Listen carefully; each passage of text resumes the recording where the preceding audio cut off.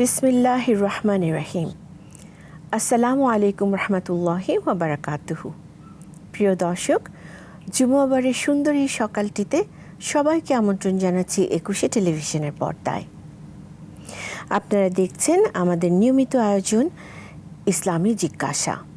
পুরো অনুষ্ঠান জুড়ে আপনাদের সাথে ইনশাআল্লাহ তাআলা থাকছি আমি প্রফেসর ডক্টর সালমা আইনি। আমাদের আজকের অনুষ্ঠানের বিষয়টি অত্যন্ত গুরুত্বপূর্ণ। যদিও এর বিষয়টির কথা আমরা প্রতিদিন বলে থাকি, কিন্তু নিজেদের জীবনে তার প্রতিফলন কতটুকু ঘটে বা এর প্রয়োজনীয়তা কতটুকু তা কিন্তু আমরা প্রায়ই ভুলে যাই। আমাদের আজকের বিষয় হচ্ছে ইসলামে উপদেশ এবং পরামর্শের গুরুত্ব। দুটো শব্দ রয়েছে এখানে, উপদেশ এবং পরামর্শ। উপদেশ এমন একটি ব্যাপার যেটি কিনা খুব সহজে অন্যকে দেয়া যায়, কিন্তু নিজে যখন মানার বিষয়টি চলে আসে তখন আসলেও আমরা কতটুকু সেটি মেনে চলতে পারি বা গুরুত্ব সহকারে তার দিকে দৃষ্টিপাত করি সেটি একটু ভেবে দেখার বিষয় রয়েছে। অনেক সময় বলা হয় যে শুধু শুধু উপদেশ দিতে যেও না, অথবা যেটি আসলে বিনা কষ্টে অর্জিত হয়। উপদেশ তো আমরা দিতে পারি, যাকে দিচ্ছি তিনি তার এর জন্য কোনো কষ্ট করতে হচ্ছে না, কাজে এটি খুব একটা প্রয়োজনীয় কিংবা মূল্যবানও তার কাছে মনে না হতে পারে। আবার এটিও আমরা অনেক সময় বলি যে অপাত্রে উপদেশ দিও না, তার মানে যেখানে উপদেশ দিয়ে লাভ নেই সেখানে উপদেশ না দেওয়াই ভালো। তো এখন ইসলামী দৃষ্টিকোণ থেকে উপদেশ দিতে হবে কি হবে না সেটি খুব গুরুত্বপূর্ণ, আমরা এটি আলোচনা করব। আর দ্বিতীয় বিষয়টি হচ্ছে পরামর্শ।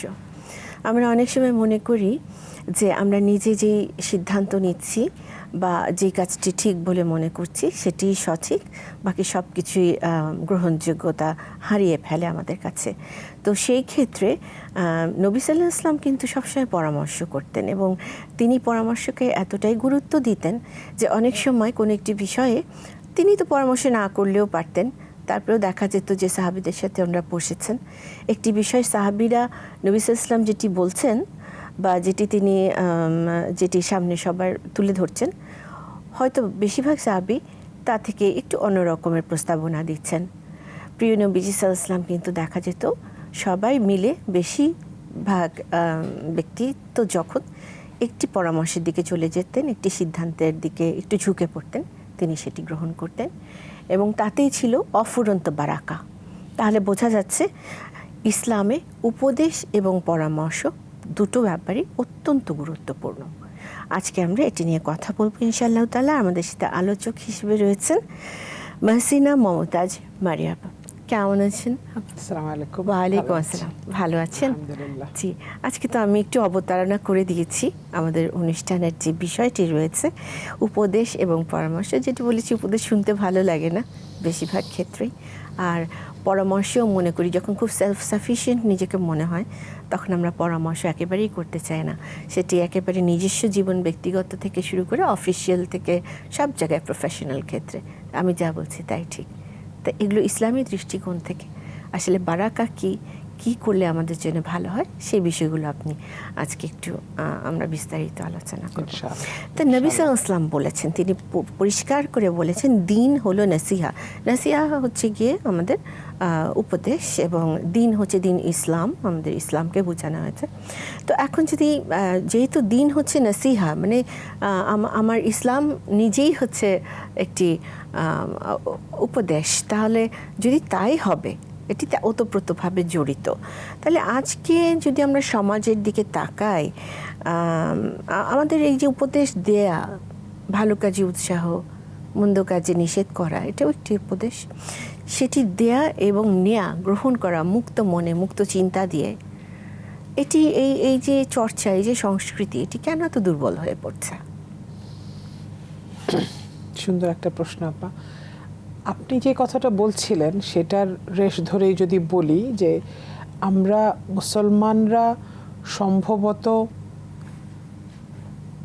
সবচেয়ে ভালো বুঝবো এটার গুরুত্বটা, কারণ আপনি যে হাদিসটা বললেন যে দিনটা নিজেই একটা নাসিহা, আল্লাহ রাব্বুল আলামিন কোরআনে বলেছেন যে তার চাইতে উত্তম কথা আর কার হতে পারে যে মানুষকে আল্লাহর দিকে ডাকে এবং নিজে ঘোষণা দেয় আমি মুসলমান। তার মানে হচ্ছে এই যে মানুষকে ডাকা, মানুষকে ভালো কাজের জন্য উৎসাহিত করা, ভালো ভালো উপদেশ দেওয়া, এটাই হচ্ছে আসলে সবচাইতে বড় প্রমাণ যে ইসলাম কত সুন্দরভাবে আমাদের কমপ্লিট জীবনটাকে এনসার্কেল করে। তো এই কারণে এইটার কোনো বিকল্প নেই আসলে। এটা ঠিক যে আমরা আমাদের এখনকার যে সোশ্যাল স্ট্রাকচার বা আমাদের এখনকার যে প্রত্যেকটা মানুষের আলাদা আলাদা ব্যক্তিত্ব যেভাবে গড়ে উঠছে, আমরা যেভাবে নিজেদেরকে নিজেরা যেভাবে নার্চার করছি, সেই প্যাটার্নগুলো কিছুটা বদলে গিয়েছে। আমরা অনেকটা সেলফ সেন্টার্ড হতে পছন্দ করছি। কোথাও গেলে আমি এটাই বেশি বলতে পছন্দ করছি যে আমি অনেক ইম্পর্টেন্ট একটা কিছু, আমার কথাটাই সবচাইতে গুরুত্বপূর্ণ, সবচাইতে কারেক্ট। তো এটা আসলে একটা ট্রেন্ড বলা যেতে পারে, যেটা একটা ট্রেন্ড চলছে। কিন্তু আসলে আবার এটাও ঠিক, অ্যাট দ্য সেম টাইম আমরা আমাদের চারপাশে যদি তাকাই, আমরা যদি দেখি যে যারা সবচাইতে বেশি তার চারপাশের মানুষের প্রিয় হচ্ছেন, চারপাশের মানুষদের দ্বারা স্বীকৃত হচ্ছেন, সবচাইতে বেশি গ্রহণযোগ্য ব্যক্তিত্ব তাদের ভেতরে এই গুণগুলো আছে। তারা রাসূল সাল্লাল্লাহু আলাইহি সাল্লামের জীবন থেকে উপদেশের, পরামর্শ নেওয়ার এবং মানুষকে ভালো নাসিহা দেওয়ার প্রত্যেকটা এক্সাম্পল নিজেদের জীবনে ফলো করছেন। এবং দেখা যায় যে আমরাও অনেক সময় মনের অজান্তেই সেই মানুষগুলোকেই পছন্দ করি নিজের ব্যাপারে কোনো কিছু পরামর্শ করতে হলে, কোনো ভালো উপদেশ পেতে গেলে, যে মানুষগুলো এই অভ্যাসগুলোতে আছেন, যেখানে আমরা মানে আস্থা খুঁজে পাই, ভরসা খুঁজে পাই। এবং আমার কাছে মনে হয় যে বেসিসটাই এক্স্যাক্টলি, এবং সেটা বেসিসই খুব সম্ভবত না, আমি বলবো যে এমনকি যদি কেউ কোনো মনে করি যে তিনি কোনো রকম ধর্মেই বিশ্বাস করেন না, তিনি নিজের মতোই থাকেন, তারপরেও তার যখন পরামর্শ প্রয়োজন হয় তিনি এমন কাউকে খুঁজে বের করেন যিনি খুব সাউন্ড, মানসিকভাবে সাউন্ড, এবং যিনি তাকে আসলে বিশ্বস্ততার একটা ব্যাপার থাকে এবং মনে করেন যে না, আমি তার কাছে গেলে তিনি সবচেয়ে ভালো কথাটিই আমাকে পরামর্শটি দিবেন। জি, আপনি কন্টিনিউ করুন প্লিজ। হ্যাঁ, সেটাই বলছিলাম যে আসলে এই ইসলাম এত সুন্দরভাবে আমাদেরকে একটা সহজ সাধারণ জীবন ব্যবস্থা শেখায় যে আমরা জানি আল্লাহ রাব্বুল আলামিন বলেছেন যে আল্লাহ আমাদের জন্য সর্বোত্তম পন্থা হিসেবে মধ্যম পন্থাটা অবলম্বন করতে বলেছেন। না আমরা এত বেশি কনফিডেন্ট হব যে আমার কাছে কেউ আসতেই পারবে না, আবার না আমি নিজেকে এমনভাবে মাটির সাথে মিশিয়ে দেব যে আমার কথা কেউ শুনতেই চাইবে না। মানে আমাকে কনফিডেন্ট হতে হবে, অ্যাট দ্য সেম টাইম আমাকে বিনয়ী হতে হবে, আমাকে প্রচণ্ড সাহসী হতে হবে, আবার অ্যাট দ্য সেম টাইম আমাকে এটা মনে মনে ভাবতে হবে আমার সমস্ত কিছু আল্লাহর উপরে নির্ভর করে, সমস্ত কিছু তার ইচ্ছায় হয়, আমি একেবারে হাম্বল থাকব। এই যে কম্বিনেশনটা, এটাই প্রমাণ করে যে আমি মানুষের সামনে যখন কোনো কথা বলবো, সেইটাকে উপদেশ আকারে এমনভাবেই বলবো যে মানুষ আমার কথাটা যেন শোনে। হতে পারে যে আমার চারপাশে হয়তো সেই ট্রেন্ডটা নেই, এটা আপনি যেটা একটু আগে বলছিলেন, কিন্তু এই গুণটা আসলে কোরআন এবং হাদিসের চর্চা করতে করতে, আল্লাহর কাছে চাইতে চাইতে এই গুণটা অর্জন করতে হয়, একেবারে একদমই সুন্দরভাবে অর্জন করতে হয়, সচেতনভাবে অর্জন করতে হয়। একটা কমিউনিকেশন স্কিল, অফকোর্স, বড় ধরনের, অফকোর্স বিশাল বড় কমিউনিকেশন স্কিল। আমরা জানি বদরের যুদ্ধের সময় রাসূল সাল্লাল্লাহু আলাইহি সাল্লাম যখন ওনারা বদর প্রান্তরে কেবলই গিয়ে ওনারা তাঁবু গড়ার কাজ শুরু করছিলেন, তখন একটা সমতল জায়গায় প্রথমে রাসূল সিদ্ধান্ত দিলেন যে এখানে আমরা টেন্ট করব, এখানে আজকে রাতে অবস্থান করব, এবং একটু বৃষ্টির একটা সময় ছিল তখন। তো একজন সাহাবী এসে জিজ্ঞেস করলেন যে ইয়া রাসূলুল্লাহ, সিদ্ধান্তটা কি আপনার নাকি আল্লাহ রাব্বুল আলামিনের? তখন রাসূল বললেন যে এটা আমি ভাবছি যে এখানে আমরা আজকে থাকবো। তখন সাহাবী কনফার্ম করে নিয়ে বললেন যে এটা আরেকটা স্কিল আমরা শিখছি, যে আমি কাউকে পরামর্শ দিতেই পারি, কিন্তু তার আগে আমার ভেরিফাই করা উচিত যে এই পরামর্শটা আসলে উনি কেন নিয়েছেন, তাই না? জাস্ট বিকজ আমি পরামর্শ দিতে পারি সেই জন্য গায়ের উপরে যদি পরামর্শ দিয়ে চলে আসি, তাহলে প্রবাবলি সেটা ইসলামিক প্র্যাকটিস হবে না। হ্যাঁ, তারপরে রাসূলকে ওই সাহাবী বললেন যে আমরা মনে হয় ওখানে একটা পানির জায়গা আছে, বৃষ্টির কারণে কিছু পানি জমেছে, আমরা ওই পাশে গিয়ে যদি তাঁবুটা করি আমরা চাইলে পানিও ব্যবহার করতে পারবো, পরিষ্কার পানি আছে। আবার কাফিররা আমাদের যারা আমাদেরকে খুব তাড়াতাড়ি রিচ করতে পারবে না, যেহেতু একটা পানির জলাশয় হয়ে গিয়েছে ওই জায়গায়। তো এই সৌন্দর্যগুলো আসলে আমাদেরকে শেখায় যে আমরা রাসূল সাল্লাল্লাহু আলাইহি সাল্লামও যদি পরামর্শের জন্য তার সাহাবীদের উপর নির্ভর করতে পারেন, তাহলে সুন্দর পরামর্শের জন্য আমরা, সুন্দর উপদেশের জন্য আমরা অবশ্যই একে অপরের উপর নির্ভর করতে পারি। রাইট। আচ্ছা, উপদেশ সংক্রান্ত ব্যাপারে একটি কথা মনে পড়ে গেল, যেটি আমি বলেছি যে উপদেশ দেয়া খুবই সহজ, কিন্তু নিজে ঠিক সেই উপদেশটি মেনে চলা হয়তো অনেক কঠিন। তো সেই ক্ষেত্রে আমার মনে হয় যে আমরা যখন উপদেশ দেব, নিজের হার্ট আগে ক্লিন হতে হবে। নিজে যখন আমরা ক্লিন হয়ে যাব, আমরা নিজেদেরকে প্রতিনিয়ত পরিষ্কার করতে থাকবো, তখন আসলে আমাদের উপদেশ আরেকজন মনোযোগের সাথে শুনবেন। আপা, আমাদের সাথে একজন দর্শক রয়েছেন, আমরা তার প্রশ্নটি নিয়ে নিই। আসসালামু আলাইকুম রহমতুল্লাহি ওয়া বারাকাতুহু। ওয়ালাইকুম সালাম ওয়া রাহমাতুল্লাহি ওয়া বারাকাতুহু। আমি মামুন রেজা বলছি নওগাঁ থেকে। আমার 4টি প্রশ্ন। 1 নম্বর হলো যে ফরজ, নফল, সুন্নত নামাজের সিজদায় এবং তাশাহুদের বৈঠকে কোরআনে বর্ণিত যে আয়াতগুলো আছে দোয়া হিসাবে, সেগুলো পড়া যাবে কিনা ডাইরেক্ট। আর 2 নম্বর হলো যে দোয়া কবুলের সুন্নাহ পদ্ধতি কি, কিভাবে দোয়া করলে আল্লাহ দোয়া কবুল করেন। আর 3 নম্বর হলো রিজিক বৃদ্ধির জন্য আমরা কি কি আমল দোয়া করব এবং বারাকা কিভাবে পাবো। আর 4 নম্বর হলো যে কোনো সিদ্ধান্ত নিতে গেলে পরিবারের সদস্যদের পরামর্শের গুরুত্ব ইসলাম এ বিষয়ে কি বলে, সবার সাথে পরামর্শ করে কোনো ডিসিশন নেওয়াকে ইসলাম কি বলে, কতটুকু গুরুত্ব দেয়। আসসালামু আলাইকুম।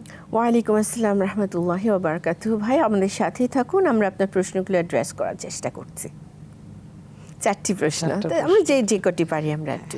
প্রথমটা ছিল যে নামাজের মাঝখানে কোনো একটা সময়ের কথা বলেছেন ভাই, যে কি কি দোয়া পড়া যাবে বা কখন পড়বো। এটা আসলে মোটামুটি একটা ফিকহি প্রশ্ন। এটা ভালো আলেমদের সাথে পরামর্শ করা উচিত, এবং আমরা আমাদের মতন করে চেষ্টা করি সিজদার সময় পড়তে পারি। আর কিছু দোয়া যেগুলো নামাজের ব্যাপারে, নামাজের বিভিন্ন সময়ের ব্যাপারে প্রেসক্রাইব করা হয়েছে, সেভাবে আসলে আমি বলবো যে ভাই যদি নিজে পড়াশোনা করে ওটা নিজের জন্য, আসলে প্রত্যেকটা মানুষেরই ইবাদতের একটা প্যাটার্ন থাকে, তার সাথে আল্লাহর কানেক্টিভিটির বিষয়, এটা কানেক্টিভিটি। আর যেটা এমনি আমরা জানি যে সিজদাতে গিয়ে দীর্ঘ সিজদা দিয়ে আমরা যত কিছু মনের কথা, কারণ সেটি হচ্ছে একেবারে সবচেয়ে মোস্ট ইম্পর্টেন্ট পশ্চার। আল্লাহ সুবহানাহু ওয়া তাআলা ছাড়া আর কারুর কাছে সামনেই মাথা নত করা যাবে না। তো সেই ক্ষেত্রে ওনার কাছে যা কিছু চাওয়ার, একেবারে ছোট জিনিস থেকে যা মনে হয় যেটা অসম্ভব, সবকিছু আমরা সিজদাতে সেই। জি, এক্স্যাক্টলি।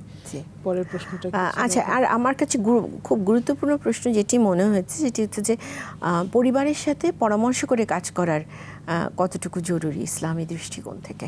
অবশ্যই জরুরি। এখানে এই কথাটা বলার সাথে সাথে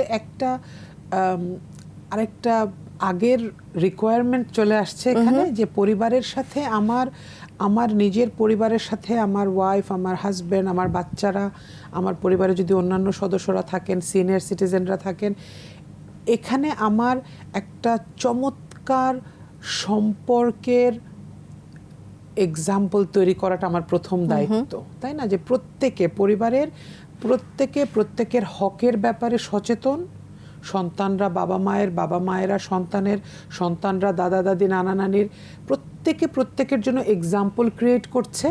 এরকম একটা সুন্দর সম্পর্কের পরিবার হলে তখন গিয়ে বোঝা যাবে যে পরিবারের ভেতরে যে কোনো ভালো সিদ্ধান্তের আগে পরামর্শটা কত ইম্পর্টেন্ট।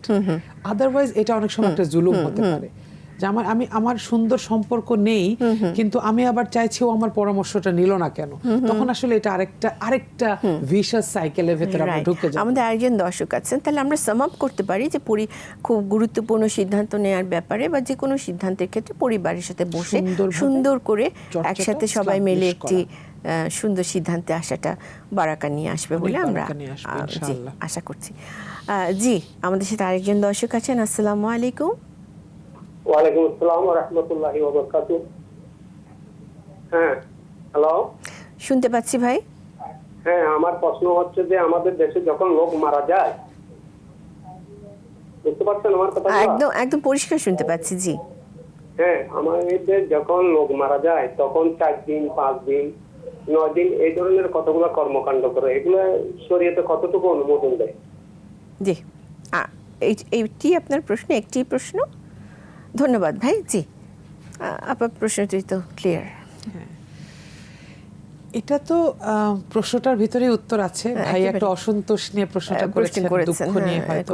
এটা আমরা জানি যে রাসূল সাল্লাল্লাহু আলাইহি ওয়াসাল্লাম খুব পছন্দ করতেন যত তাড়াতাড়ি মাইয়াতের দাফন হয়ে যায় তত ভালো, যত তাড়াতাড়ি তার দুনিয়ার জীবনটাকে শেষ করে তাকে শুইয়ে দেওয়া যায় তার আপন নিজের ঠিকানায় তত মঙ্গল।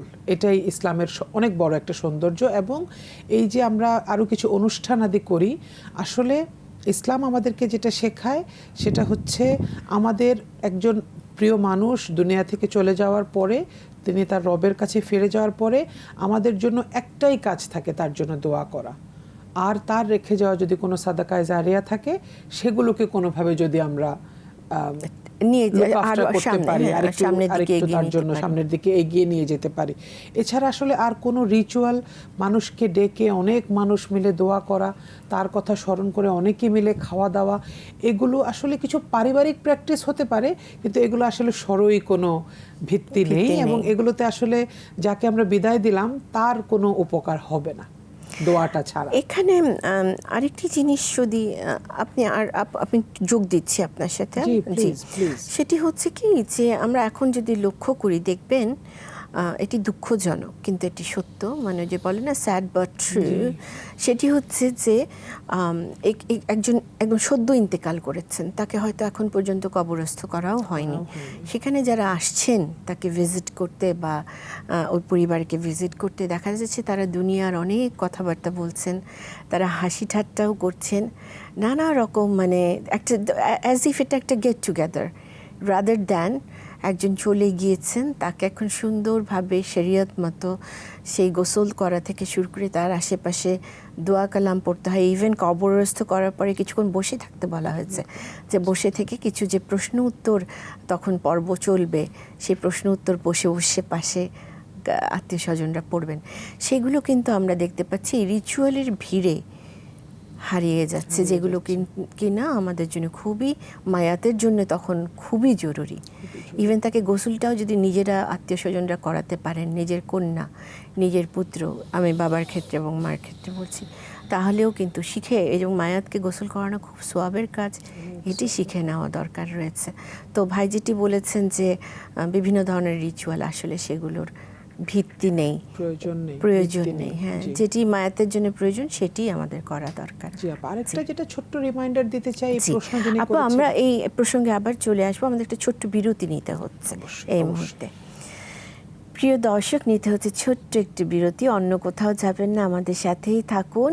ফিরে আসছি ইনশাআল্লাহ তাআলা খুব শীঘ্রই। আপনারা দেখছেন ইসলামী জিজ্ঞাসা।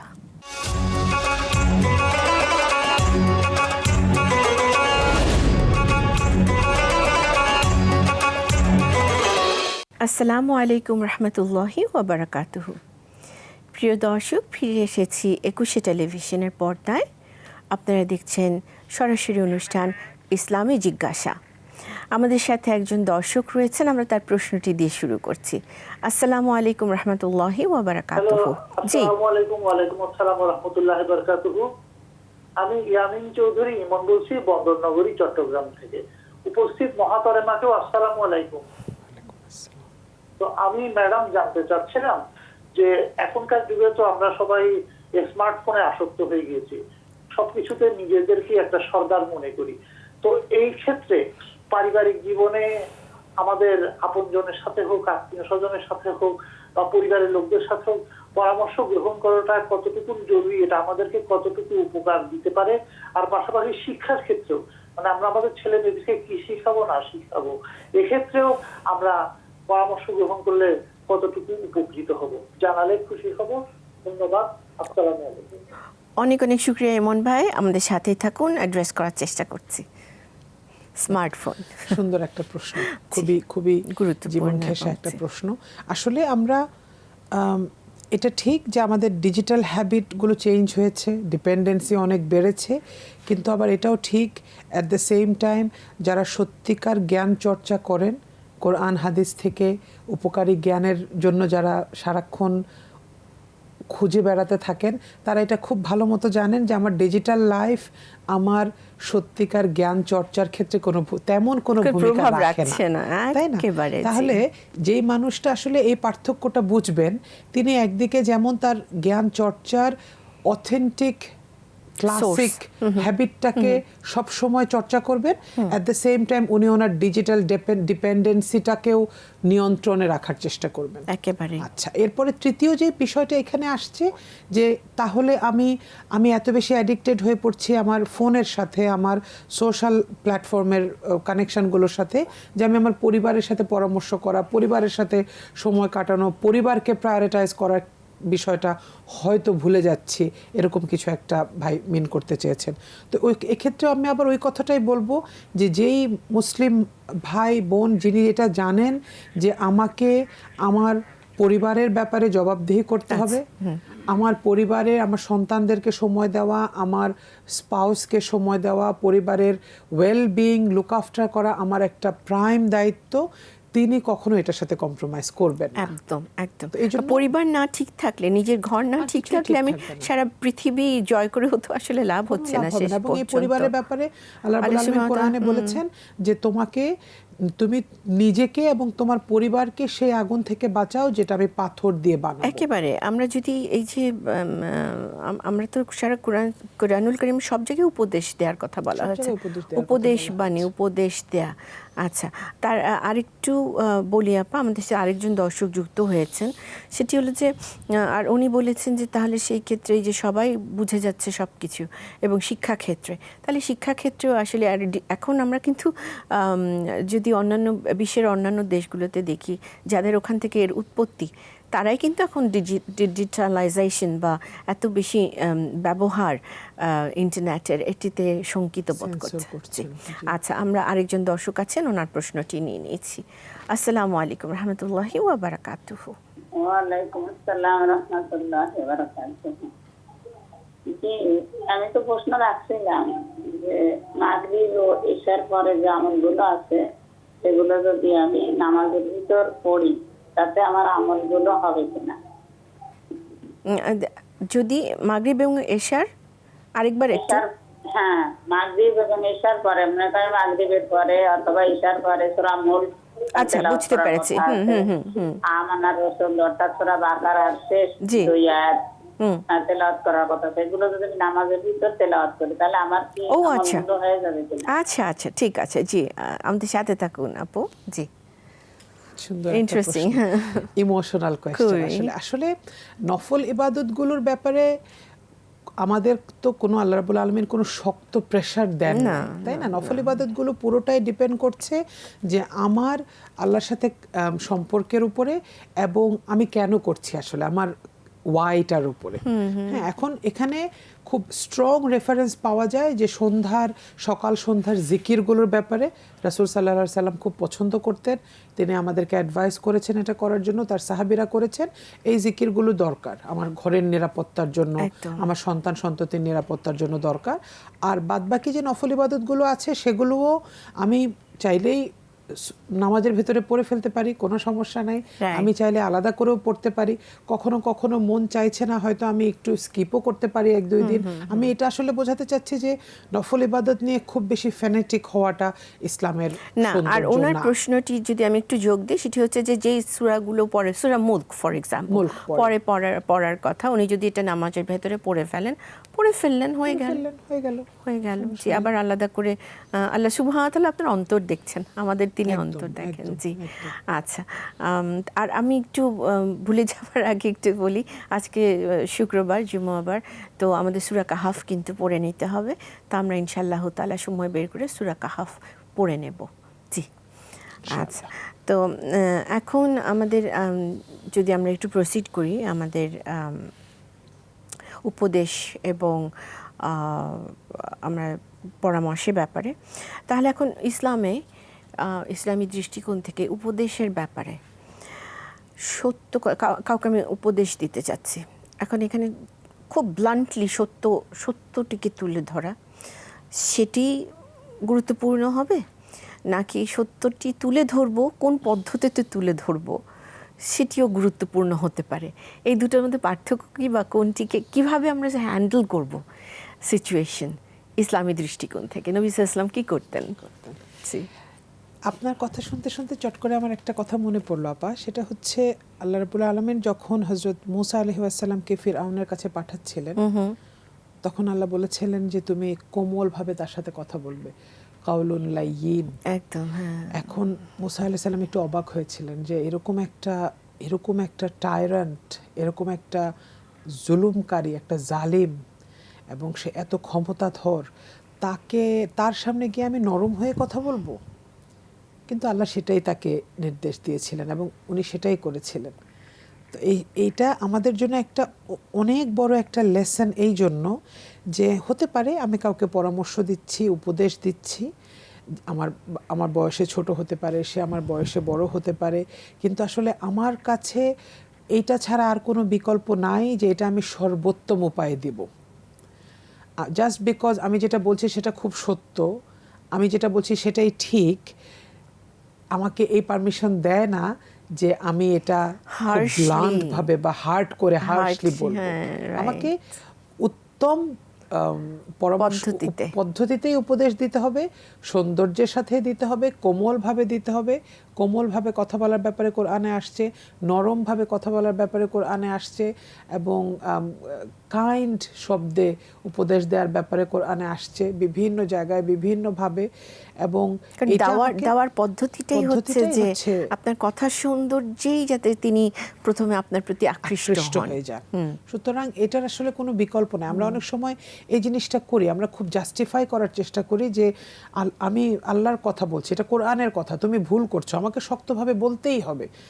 এটা আসলে আমার মনে হয় না কোরআন আমাকে এই পারমিশনটা দেয়। কোরআন বরং আমাকে এমপাওয়ার করে যে আমি কনফিডেন্ট হব যে আমি সত্য কথাটা বলছি তোমাকে, কিন্তু আমার সেই কনফিডেন্সটা should be wrapped with kindness and politeness. Absolutely. এবং সেই ক্ষেত্রে আমরা কুরআনুল কারীম থেকে কোট করব, হাদিস থেকে জেনুইন হাদিস কোট করব, সব ঠিক আছে, but the approach should be softer, approach should be কনজিনিয়াল, যাতে তিনি যদি আমার উপদেশ গ্রহণ নাও করেন, তার মনে যাতে কোনো বিদ্বেষ বা রাগ, ক্ষোভ কোনো কিছু না আসে। আর কোনো এক সময় সেটি আবার অন্য ব্যাপার যে কঠোরতার দিকেও যেতে হয় সন্তান সন্ততির ব্যাপারে, যখন যদি তারা কথা না শুনে, আল্লাহ সুবহানাহু ওয়া তাআলার কথা শুনতে পছন্দ না করে, তখন আবার পদ্ধতি রয়েছে, সেটা ডিফারেন্ট। আচ্ছা, আর আমার মনে পড়ে গেল যে আমরা লুকমান আলাইহিস সালামের কথা, তিনি কিন্তু উপদেশ দিয়েছিলেন তার সন্তানদেরকে ডেকে নিয়ে যে কী কী করতে হবে, কী কী করতে হবে না। আর আল্লাহ সুবহানাহু ওয়া তাআলা এরকম বারবার বিভিন্ন কোরআনের বিভিন্ন সূরাতে একদম উপদেশ হিসেবে আছে, বাবা মায়ের উফ করা যাবে না, হ্যাঁ, বনি ইসরায়েলে। তো এইভাবে কিন্তু উপদেশ বাণী হিসেবে কুরআনুল কারীম একেবারে মোটিভেশনাল একটি গ্রন্থ, যেখান থেকে আমরা তুলে নিয়ে একটি, দুটি, তিনটি প্রতিদিন আমরা এটি চর্চা শুরু করতে পারি, নিজেকেই উপদেশ দিয়ে আমরা পথ চলা শুরু করতে পারি। তাহলে দেখা যাচ্ছে যে একটা ভারসাম্য রাখতে হবে, আমরা সত্যটিও তুলে ধরবো, সেটি আবার সুন্দর সফটলি উইথ কাইন্ডনেস এটিকে অ্যাপ্রোচটা হতে হবে সেরকম। এখন এমনও তো পরিস্থিতি হয় যেখানে আমাদের নাসিহা বলি বা উপদেশ খুব গুরুত্বপূর্ণ হয়ে দাঁড়ায়, বিকজ সিচুয়েশনটি হয়তো একেবারেই ইসলাম বিরোধী হয়ে যাচ্ছে, বা আল্লাহ সুবহানাহু ওয়া তাআলা যেটি নো বলেছেন সেটির বিপক্ষে চলে যাচ্ছে। তো সেখানে আমাদের ভুল সংশোধন কি প্রকাশ্যে করলে ইজ ইট ওকে যে প্রকাশ্যে করব, সেটিকে আবার গীবতে দাঁড়িয়ে যাবে কি না, বা অপমান বা ফিতনার কারণ হয়ে যাবে কি না, এটি নিয়ে আমরা কথা বলবো। তার আগে আমরা দর্শক যুক্ত হয়েছেন, তার সাথে একটু কথা বলে নিই। আসসালামু আলাইকুম রহমতুল্লাহি ওয়া বারাকাতুহু। ওয়ালাইকুম আসসালাম। আসসালামু আলাইকুম। জি, ওয়ালাইকুম আসসালাম। আপু, আমি বলতেছি মোহাম্মদ ইকরামুল হক। জি ইকরাম ভাই, আমনডাঙ্গা গাইবান্ধা থেকে বলছিলাম, গাইবান্ধা। গাইবান্ধা আপনারা থেকে। ভালো আছেন আপু? আলহামদুলিল্লাহ কাসীরা, জি আমরা ভালো আছি। হ্যাঁ হ্যাঁ হ্যাঁ, আমি একটু প্রশ্ন করতে চাই। আসসালামু আলাইকুম। আমরা শুনতে পাচ্ছি। জি জি জি, আমার প্রশ্ন হচ্ছে আপু, ওই যে কি কি কাজ করলে আল্লাহ রাব্বুল আলামিন আমাদের প্রতি অনেক খুশি হবেন, রাজি খুশি হবেন? অনেক ধন্যবাদ ভাই, অনেক ধন্যবাদ। জি খুবই সুন্দর সিম্পল একটি প্রশ্ন। জি জি, আল্লাহ আপনাকে কবুল করুক। এই প্রশ্নটা যার মনে থাকে সে মনে হয় আসলে অন্তর থেকে তিনি চান যে আল্লাহ তার উপরে রাজি সন্তুষ্ট খুশি হোক। হন। খুব সুন্দর একটা প্রশ্ন। এটার উত্তরটা আসলে শেষ করা যাবে না বলে এক কথায় যদি বলি, আমার মতন করে আমি একজন সাধারণ মুসলমান হিসেবে, যেহেতু আমি কোনো এখানে শরিয়া এক্সপার্ট না, আমি বলবো যে আল্লাহ যেগুলো কাজে সন্তুষ্ট হন সেটা আল্লাহ কোরআনে বলেছেন, পাতায় পাতায় আছে। আল্লাহ আল্লাহর কৃতজ্ঞ বান্দাদের পছন্দ করেন। আল্লাহ আল্লাহর সাবমিসিভ আত্মসমর্পণ করা বান্দাদের পছন্দ করেন। আল্লাহ এমন মানুষকে পছন্দ করেন যে তার মানুষ অন্যান্য মানুষদের জন্য হেল্পফুল, উপকারী, যারা বান্দার হক দেখে শুনে রাখে। আল্লাহ সত্যবাদী বান্দাদের পছন্দ করেন। আল্লাহ চিন্তাশীল মানুষকে পছন্দ করেন, মিষ্টভাষীকে পছন্দ করেন। আল্লাহ পরোপকারী মানুষকে পছন্দ করেন। আল্লাহ আল্লাহর কিতাবের উপরে, তার রাসূলদের উপরে যারা বিশ্বাস রাখেন তাদেরকে আল্লাহ ভালোবাসেন। আল্লাহর ওয়াদা এগুলো। তো এগুলো আমরা কোরআনের পাতায় পাতায় চর্চা করব, খুঁজব, এবং আমরা এই ভরসা নিয়ে আল্লাহর কাছে চাইবো যে অবশ্যই আমার আল্লাহ আমাকে ভালোবাসেন, আল্লাহ আমাকে দিবেন ইনশাআল্লাহ। ইনশাআল্লাহ, খুব সুন্দর। শুধু আল্লাহ তাআলাকে ভালোবাসতে হবে। জি জি, প্রিয় দর্শক, আমাদেরকে আবারও একটু বিরতিতে দিতে হচ্ছে, তো আপনারা আমাদের সাথেই থাকবেন, অন্য কোনো চ্যানেলে চলে যাবেন না প্লিজ। ফিরে আসছি খুব শিগগিরই ইনশাআল্লাহ তাআলা।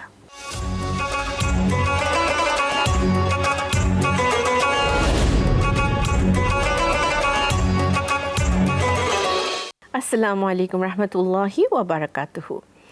ফিরে এলাম 21 টেলিভিশনের পর্দায়। সাথে রয়েছি আমি প্রফেসর ডক্টর সালমা আইনি, আর আমার সাথে রয়েছেন মারিয়া আপা। তো আমরা আজকে দর্শক আলোচনা করছিলাম ইসলামের দৃষ্টিকোণ থেকে উপদেশ দেয়া এবং পরামর্শ করা, এই দুটি বিষয় নিয়ে। তো আমাদের বিরতিতে যাবার আগে যেটি নিয়ে আমরা ভাবছিলাম কথা বলবো তা হচ্ছে যে উপদেশ আসলে যদি এমন একটি পরিস্থিতিতে হয় যেখানে বেশ প্রকাশ্যেই ভুল সংশোধন করা জরুরি হয়ে ওঠে, সেই ক্ষেত্রে আমরা কিভাবে সেটিকে হ্যান্ডেল করব, কেননা এটি যাতে গীবতের পর্যায়ে না যায়, কেউ যাতে অপমানিত বোধ না করেন। কারণ হতে পারে যে সরাসরি কথা বলার ফলে তার ইগোতে, let me put it that way, ego hurt হয়ে গেল, বা এমনিতেই তার মনে কষ্ট লেগে গেল। It doesn't have to be ego always. আর হলো যে ফিতনা, সেটি যদি আরও বড় ধরনের একটি সমস্যার দিকে আমাদেরকে নিয়ে যায়, ফিতনা ফাসাদের দিকে নিয়ে যায়, তাহলে আমরা কি করে এই সিচুয়েশন হ্যান্ডেল করব? আপা, এখানে আমার মনে হচ্ছে ইন্টেনশন ওয়াইজ যদি আমি বিবেচনা করি, দুইটা আলাদা সিচুয়েশন।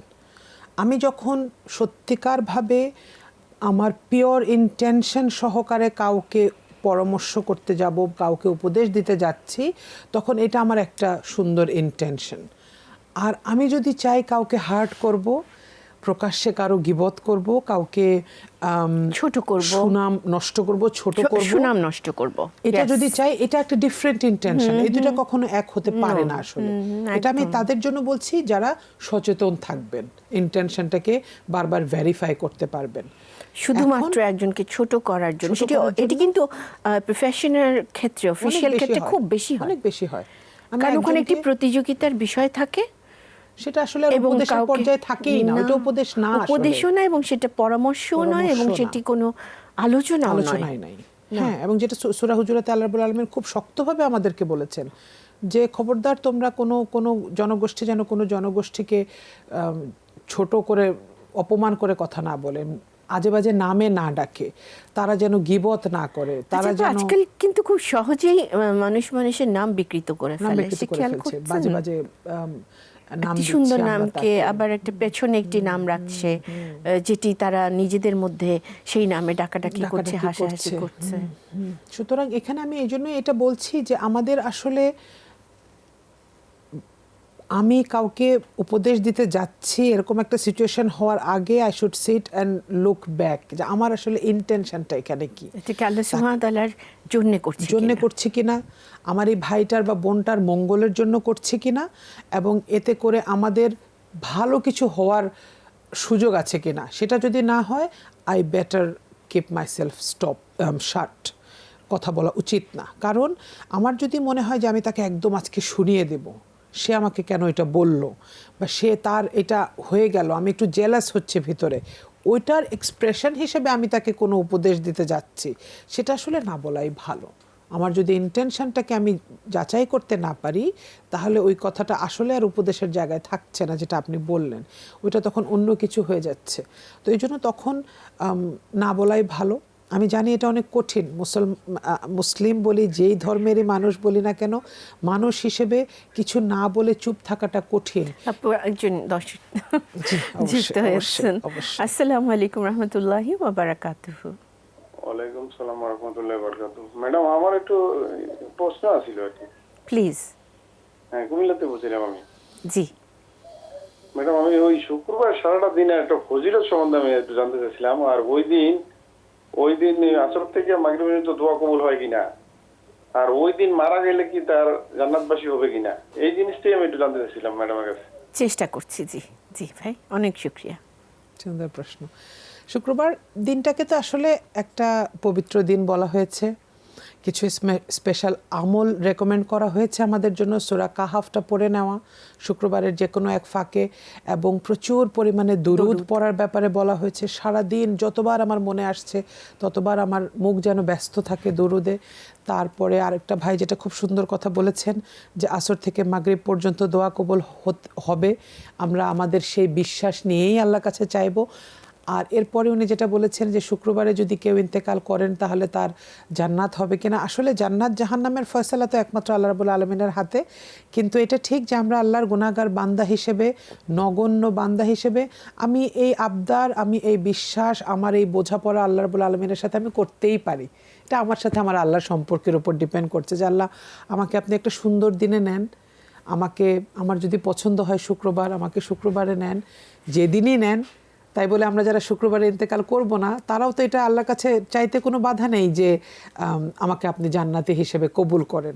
এটা আসলে আমার সাথে আল্লাহ চাইতেই হবে, জান্নাত আমাকে চাইতেই হবে। এবার এটা যেদিনই আপনি আমাকে নেন, আমাকে সম্মানের সাথে নেন, আমাকে সৌন্দর্যের একটা সুন্দর মৃত্যু দেন, উত্তম মৃত্যু দেন, এবং মৃত্যুর পরের জীবনটাতে আপনি আমাকে প্রশান্তি দেন, আমাকে জান্নাতের সুসংবাদ দেন, বারজাখে আমাকে প্রশান্তি দেন। আমি চাইতেই পারি, আমার আল্লাহর কাছে আমার এটা চাইতে তো বাধা নেই। এরকম বোধহয় কোনো জেনুইন, খুব সম্ভবত কিছু আমরা পাই না যে শুক্রবারে ইন্তেকাল করলে তিনি জান্নাতবাসী হবেন। শুধু এক শুক্রবারের কারণে তার পুরো জীবনটা তো তিনি এখানে কাটিয়েছেন, সেটি তো পরীক্ষা তিনি দিয়েছেন, তার উপরে নির্ভর করবে। তবে শুক্রবারের ফজিলত অবশ্যই অনেক অনেক। আর ওই যে উনি যেটা বললেন আসর থেকে মাগরিব, এমনিতেও কিন্তু এই সময়টা ট্রানজিশন, যেহেতু প্রতিদিনই কিন্তু এই সময়টায় দোয়া এবং চুপচাপ থাকা। অনেককে দেখেছি যে তারা এই সময়টায় কোনো কিছু খান না, যে না এই সময় আমি জিকির আজকারে ব্যস্ত থাকবো, আমি দুনিয়ার খাওয়া দাওয়া বা এসবের সাথে জড়িত থাকবো না। এটাও কিন্তু একটু নির্জন জায়গা বেছে নিয়ে সেখানে বসে, সেটি শুক্রবারে আমরা একটু নিয়ম করে করার চেষ্টা করতেই পারি। জি, শুক্রবার তো অবশ্যই আমাদের জন্য ঈদের দিনের মতো আনন্দের দিন। জি, ফজিলতে পূর্ণ, আল্লাহ তাআলা কবুল করে নিন। তাহলে আমরা যেটি বলছিলাম যে আমাদের ইন্টেনশনটা ঠিক রেখে তারপর বুঝতে হবে যে আমরা কি করে দাওয়ার কাজটি করছি। উপদেশ তো অ্যাকচুয়ালি সেই দাওয়াতেই চলে যাচ্ছে। আবার আরেকটা কথা ওখানে তখন বলছিলেন যে প্রকাশ্যে বলতে পারবো কিনা। এখানে আসলে ইসলামের প্র্যাকটিসটা যদি আমরা দেখি, এখানে আমি যদি আমার এক ভাইয়ের বা আমার এক বোনের একটা অসুবিধা দেখছি, তার কোনো চারিত্রিক অসুবিধা হতে পারে, উনি হয়তো প্রফেশনাল জায়গায় কোনো একটা ভুল করছেন, কোনো রিলেশনশিপ মেনটেনেন্সে উনি কোনো ভুল করছেন বা কোনো অন্যায় কাজ করে ফেলেছেন, সেক্ষেত্রে আমি যদি সত্যিকারভাবে তার ভালো চাই, তার মঙ্গল চাই, এবং এর বিনিময়ে আমি নিজে আল্লাহর কাছ থেকে আল্লাহর সন্তুষ্টি চাই, তাহলে আমি প্রকাশ্যে বলবো না। প্রথমত, দ্বিতীয়ত, তৃতীয়ত, কমপক্ষে 3 বার আমি তাকে ব্যক্তিগতভাবে সাবধান করব। আপা, আরেকজন দর্শক যুক্ত হয়েছেন। আসসালামু আলাইকুম রহমতুল্লাহি ওয়া বারাকাতুহু।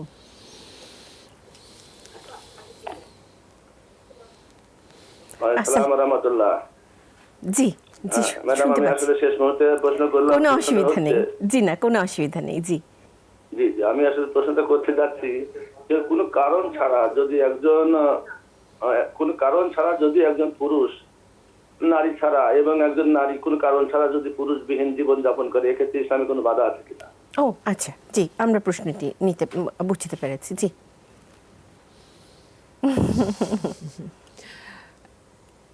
আমি প্রশ্নটাকে আসলে মনে করছি যে এটা আরেকটু স্পেসিফিক হলে হয়তো আমরা বুঝতে পারতাম।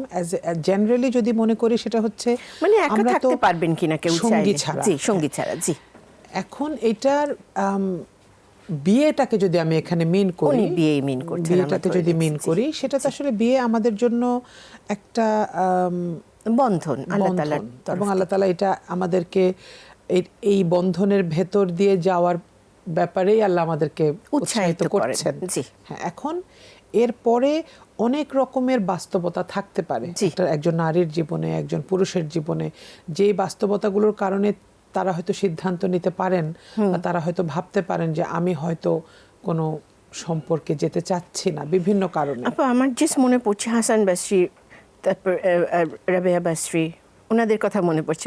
হ্যাঁ, যে ওনারা কিন্তু এক্স্যাক্টলি।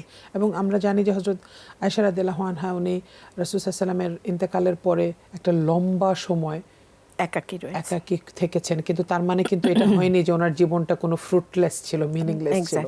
উনি তখন ইসলামের অন্যতম একজন শাইখুল ইসলাম ছিলেন। ওনাদের বিয়ে নিষিদ্ধ হয়ে গেছে। আমি শুধু বিয়ের কথা বলছি না আপা, মানে আমি যদি কোনো কারণে পৃথিবীতে একা আছি, তো তার মানে এই না যে আমার লাইফের আর কোনো পারপাস নেই, একদম তাই না? তো সেই জন্য এটা আসলে সময়, পরিস্থিতি, ওই মানুষটার জীবনের রিয়ালিটিগুলো, বাস্তবতাগুলো, সেগুলোর উপর ডিপেন্ড করছে। তারপরেও আমি যে সুন্দর থাকতে হবে, পবিত্র থাকতে হবে, নিজের সাথে নিজেকে সবসময় ইমানের উপরে রাখতে হবে। এবং আমি যে ভাই প্রশ্নটা করেছেন তাকে বলবো যে জেনুইন যদি এটা তার পরিবারের কারো সমস্যা হয় বা এটা পরিবারের কেউ ভাবছেন এরকম হয়, ভালো একজন ইসলামিক স্কলারের সাথে পরামর্শ করাটা দরকার এবং তাকে সহযোগিতা করা দরকার। একদম। আর যদি তিনি সঙ্গী চান যে না, আমি আমার সঙ্গী সেরকম পাচ্ছি না বলে করছি না, আল্লাহ সুবহানাহু ওয়া তাআলার কাছে বলতে হবে। আল্লাহ সুবহানাহু ওয়া তাআলা দেবার মালিক, তিনি দিয়ে দেবেন সময় মতো। জি জি। তাহলে আমার মনে হয় যে আমরা খুব সুন্দর একটি, মানে এই প্রশ্নটি কিন্তু একটু অন্য ধরনের প্রশ্ন ছিল এবং আলোচনা করাও একটি জরুরি বিষয় ছিল। তাহলে আমরা যদি একদম শেষের দিকে চলে এসেছি অনুষ্ঠানের, তো সেখানে আমরা যদি র্যাপ আপ করতে চাই আপা, তাহলে আমরা বলতে পারি যে উপদেশ দেয়া জরুরি, কেননা এটি দেওয়ার অংশ। আপনি আমার সাথে একটু যোগ দেবেন প্রয়োজনে। এটি দেওয়ার অংশ এবং দাওয়া দিতেই হবে একজন মুসলিম হিসেবে। সৎ কাজের আদেশ এবং অসৎ কাজের নিষেধ, এটা দিতেই হবে, নিজের জীবনে সেটি প্রয়োগ করতে হবে। এটি হচ্ছে আমরা উপদেশের ক্ষেত্রে নরম করে উপদেশ দিতে হবে। যেখানে কঠোর হওয়া প্রয়োজন রয়েছে সেখানে পরিমিত কঠোরতা, সেটিও আল্লাহ সুবহানাহু ওয়া তাআলা বলে দিয়েছেন কোথায় কেমনভাবে করতে হবে। আর যদি আমরা এরপরে যাই হচ্ছে উপদেশ, এবং সেই সাথে ছিল আমাদের পরামর্শ করা। একজন মুসলিম অবশ্যই পরামর্শ করেই কাজ করবেন। নবী সাল্লাল্লাহু আলাইহি ওয়াসাল্লাম পরামর্শ করতেন, এতে করে বিভিন্ন অ্যাভিনিউজ তৈরি হয়। তো আমার মনে হয় যে আজকের আলোচনা আমাদের আলহামদুলিল্লাহ আল্লাহ কবুল করে নিন। আপনাকে অনেক অনেক ধন্যবাদ স্টুডিওতে আসার জন্য। আবারও ইনশাআল্লাহ তাআলা দেখা হবে। প্রিয় দর্শক, আমরা আজকে দুটো বিষয় নিয়ে আলোচনা করেছি। আশা করছি এটি আমাদের প্রত্যেকের জীবনে কাজে লাগবে। এই মুহূর্ত থেকে আমরা নিজেকে উপদেশ দেব, মেনে চলব, অন্যকে নিজের হাত ধরে সাথে নিয়ে যাব আল্লাহ সুবহানাহু ওয়া তাআলার পথে, সেই চেষ্টাটি করব। পরামর্শের ক্ষেত্রেও তাই, পরামর্শ করে কাজ করব যাতে করে আমাদের জীবনে বারাকা চলে আসে। আল্লাহ সুবহানাহু ওয়া তাআলা আমাদের আলোচনা কবুল করুন, আমাদেরকে কবুল করুন। সবাই অনেক অনেক সুন্দর থাকুন, ভালো থাকুন। আসসালামু আলাইকুম ওয়া রাহমাতুল্লাহি ওয়া বারাকাতুহু।